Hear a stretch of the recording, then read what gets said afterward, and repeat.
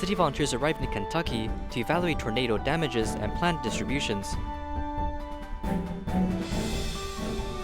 During the pandemic, Malaysian Tzu Chi volunteers continued to care for quarantine personnel. Welcome to Headlines, I'm Hu Chao. Glad to have you here. In the United States, the CEO of Tzu Chi Chicago chapter led 4 members to investigate regions affected by tornadoes. After a 6-hour drive to Mayfield, Kentucky, volunteers arrived at the hardest hit area, as they also found that almost all of the buildings had been razed to the ground. At the scene, mourning flowers were in place for the loved ones who lost their lives due to the natural disaster. The investigation team prayed for them and continued to evaluate local damages.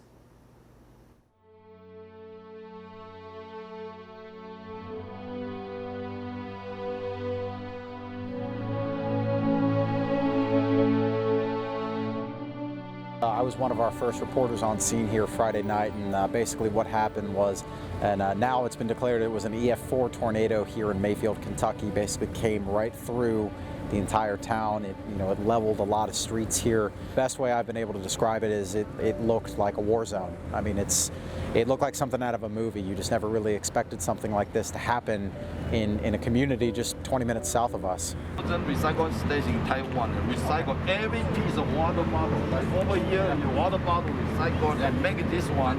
Food, water is always good, but we're to the point where a lot of these people, they lost all of their possessions. Some of these people don't have clothes, even simple things. They don't even have socks to put on their feet. They don't have underwear. This is the worst moment of their lives, and the least I can do is show up and talk to them and just try to see what I can do to help. In a time of great need, we're going to come together as Americans and help each other. All right, well, thank you for doing what you do. Thank you.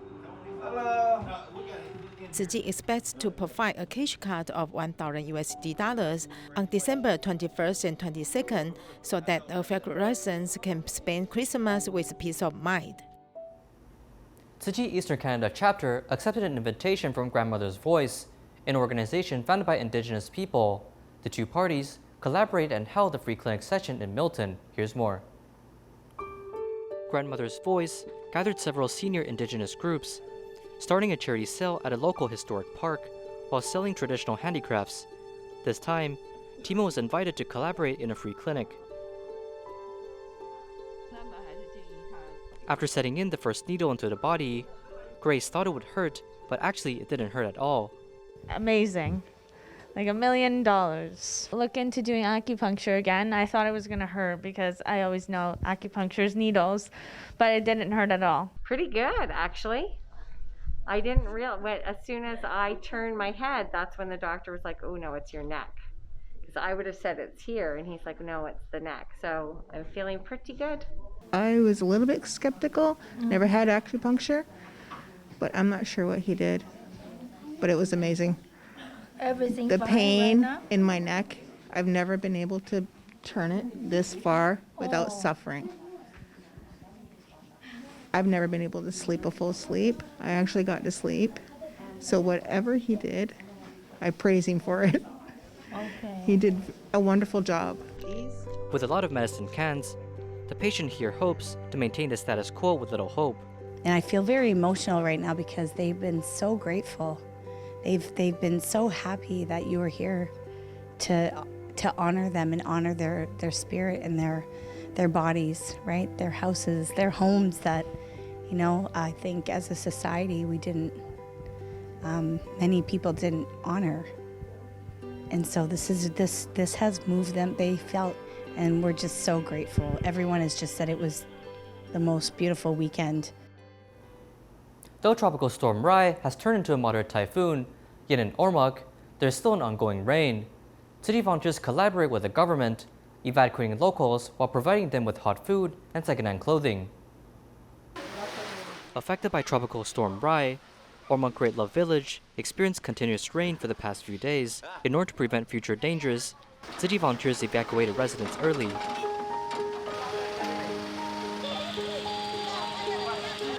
The local government provided tents to shelter citizens, as city volunteers provided hot food. Kaming mga volunteer. We are making kimchi now because many Great Love villagers just arrived. They are wait, and it's better to warm them up with kimchi. I heard that the typhoon is very devastating, so we evacuated here in advance. It's safer to be here than being in the Great Love Village. I'm thankful to Tzu Chi. Since the start of the evacuation till now, they have accompanied us and made us hot food. Thank you, volunteers. At a low altitude, Orma Great Love Village experienced floods upon typhoons. Besides providing hot food, volunteers also prepared second-hand clothing for residents.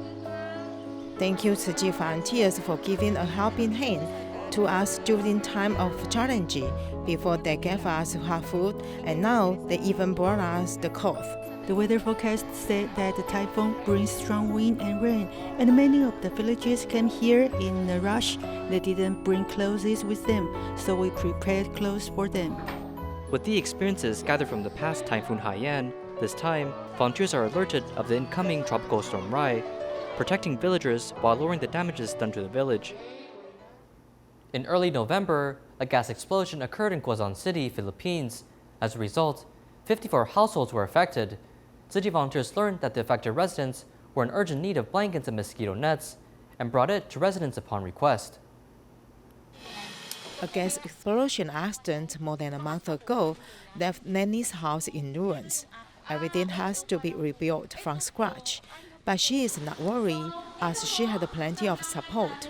The rice delivered by volunteers 2 weeks ago had fed them, so the money she earns can be saved to buy building materials. I will go do housekeeping, cleaning house, or laundry when someone asks for it. Because of the pandemic, there is no work. If someone calls looking for extra help, I will do it and save the money for the construction of our house. Christmas Day is approaching, and the house is still without a roof. Volunteers once again organize a distribution to give them the mosquito nets and blankets they need the most. The fire victims were so touched, so I think when we go back, it will be a big help. They will better understand the teachings of Master Zhenyan. When the time comes, they can get back on their feet again. The 54 affected families received this assistance once again, adding a bit of strength to the road of the rebuilding their homes.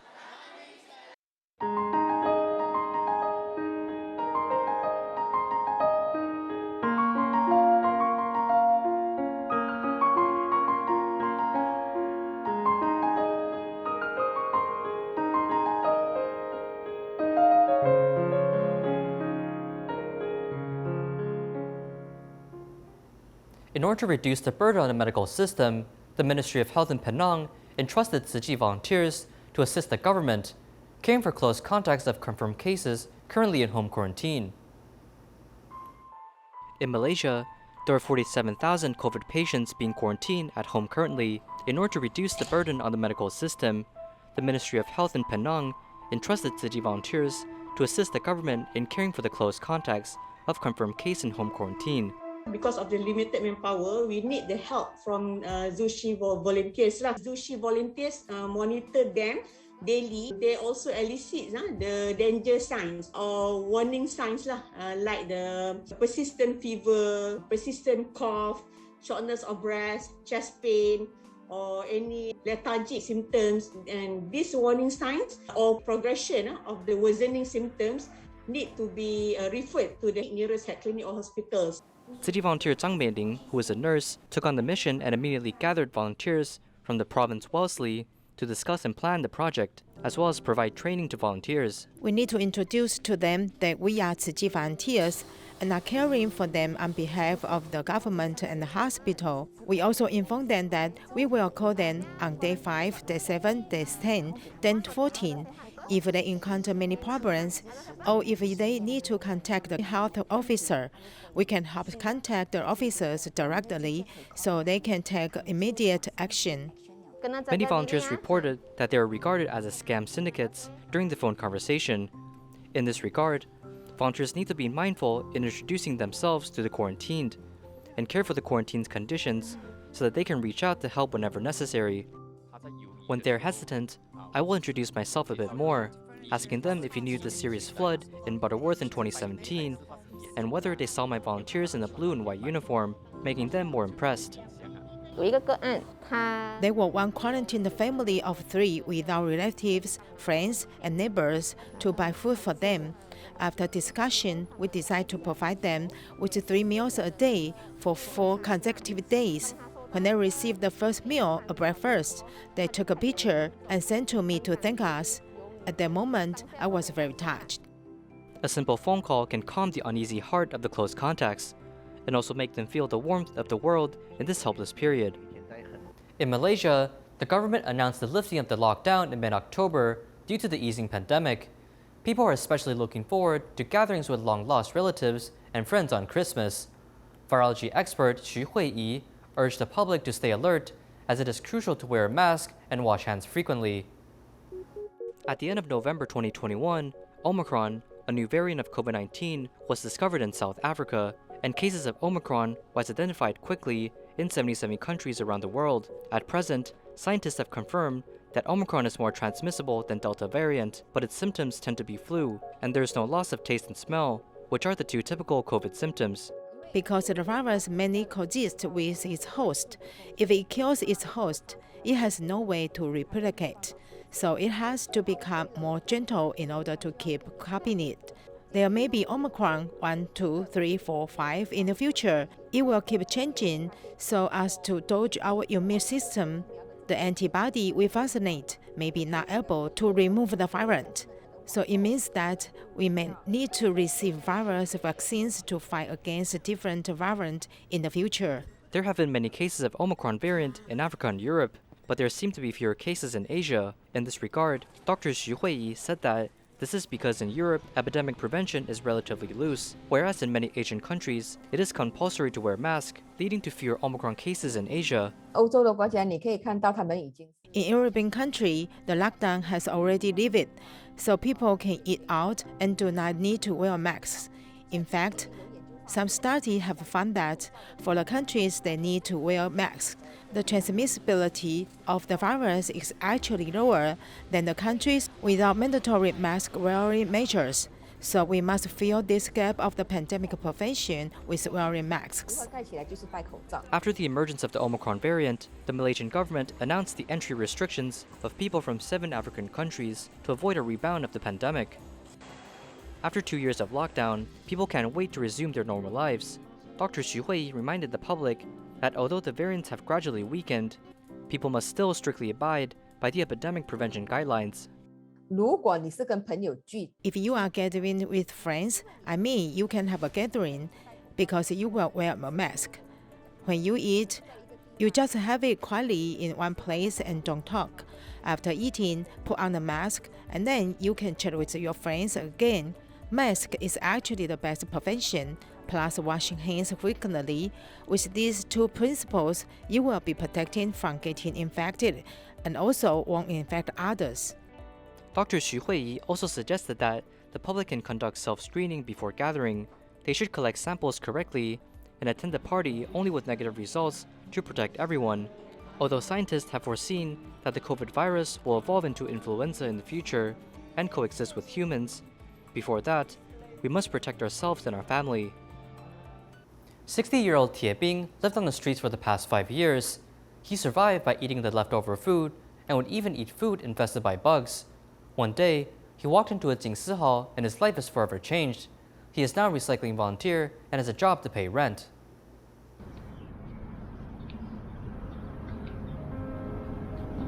I have no friends. Who would I talk to? Sometimes I went for a week without talking. The longest was a month.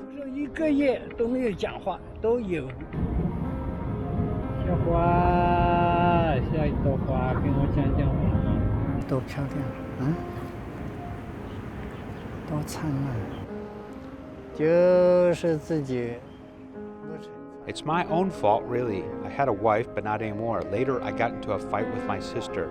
I told her that I didn't need to live in her home. It's not that great, so now I'm alone and without hope. I then decided not to work and just live off the street. 绝望这样子，这个算了，不工作了，就这样子在外面流浪了。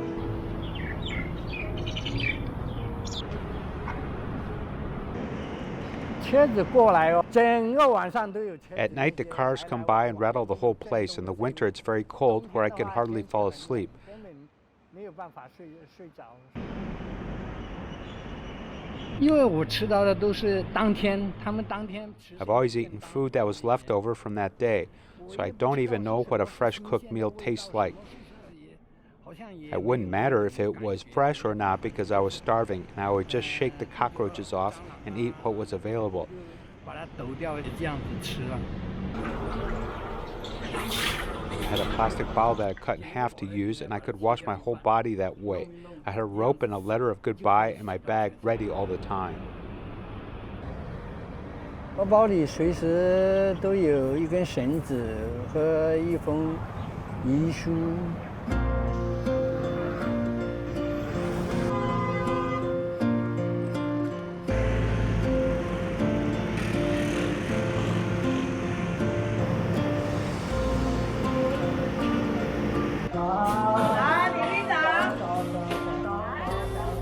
流浪了那么多年。 I've been alone for so many years and sometimes went months without speaking to anyone. Suddenly, I come here and everyone is saying hello, greeting me. That lonely feeling inside slowly went away with time. He's very motivated here. Whenever this is full, he'll go empty it. Or when the bench is empty, he'll bring more over.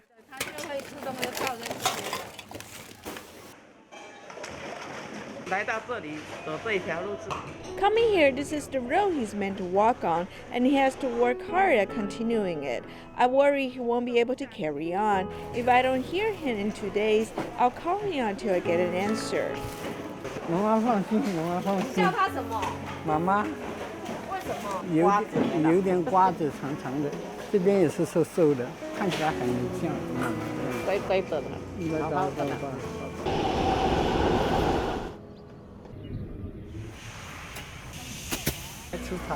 我的衣服湿了又干，干了又湿了。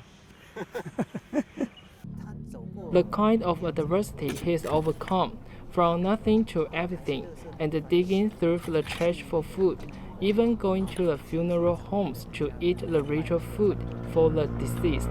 He is not just a normal homeless person, he is more like an heart now.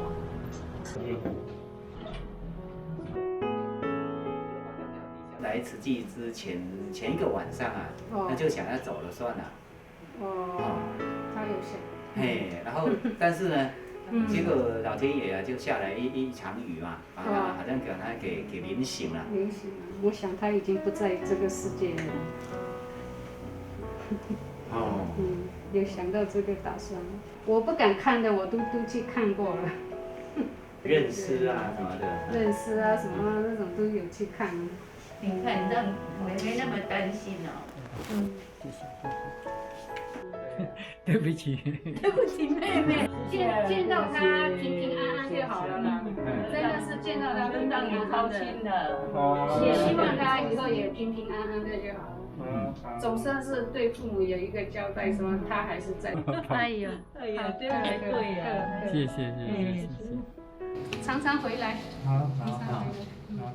In our continuing series about child abuse, we learned that basic survival of the child depends entirely on the caregiver. But once the caregiver becomes a child abuser, the child will become helpless and scarred for life. In addition to physical injuries, the most difficult thing to recover are invisible injuries buried deep in the mind. 不行，安静，这就会出现在你的小腿上。我讨厌妈妈，我也超讨厌你，我最讨厌你。比较攻击的一个More aggressive methods, for example, using negative words to humiliate the child or using some repeated threats. 写恐吓的言语。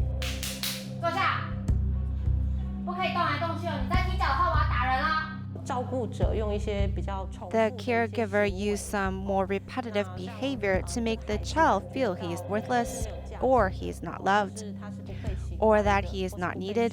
This makes the child feel that he must meet these requirements in order to be appreciated.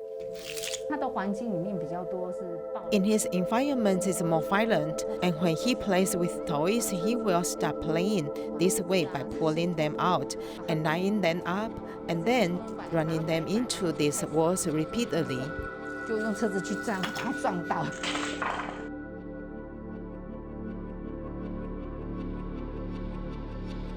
依附关系的对象是主要照顾者。 The object of this dependent relationship is the main caregiver. This is the most difficult to deal with because the child usually depends on the main caregiver. This kind of trauma he actually suffers is usually the most serious and the most prone to be chronic. But the child can actually develop a contradictory attitude towards the caregiver. 离不开照顾者。 这个积木可以玩，你要这些猪吗？这些猪，不要，送给你，带回去玩。我们一定要避免他慢性。 We must avoid it becoming chronic, so we must accompany him through this acute period. How to get through the acute phase? First, we need to provide a more stable environment and a supporting environment. In that environment, he will no longer suffer from violence because actually, every child is resilient. For younger children, we may use some games to let them express feelings. And for older children, we may just let them talk to us. We usually pick toys with the purpose of allowing them to express their thoughts, experiences, and feelings, like role-playing toys.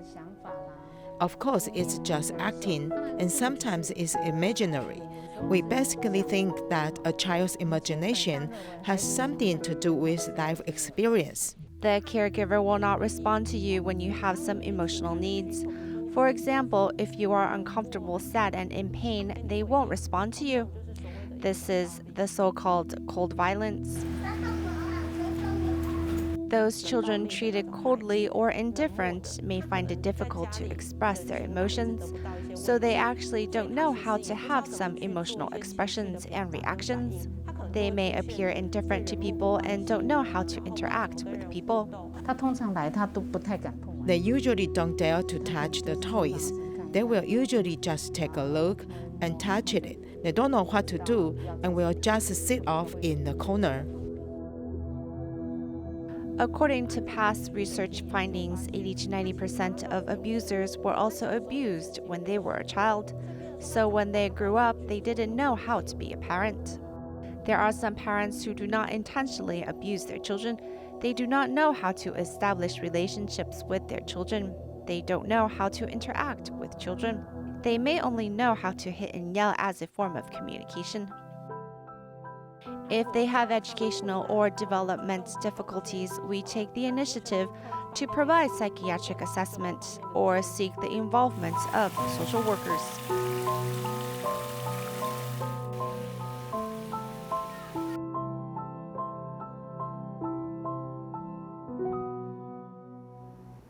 In Zhanghua, an entrepreneur, Yang Zhao'er, is deeply moved by Master Zhen Yan's visions as she promoted the idea of one vegetarian meal one day per week to her company workers. During the pandemic, she also supported Tzu Chi's vaccine mission with donations and even held a vegetarian gathering to raise more funds for Tzu Chi's vaccinations. Thank you for watching. See you next time.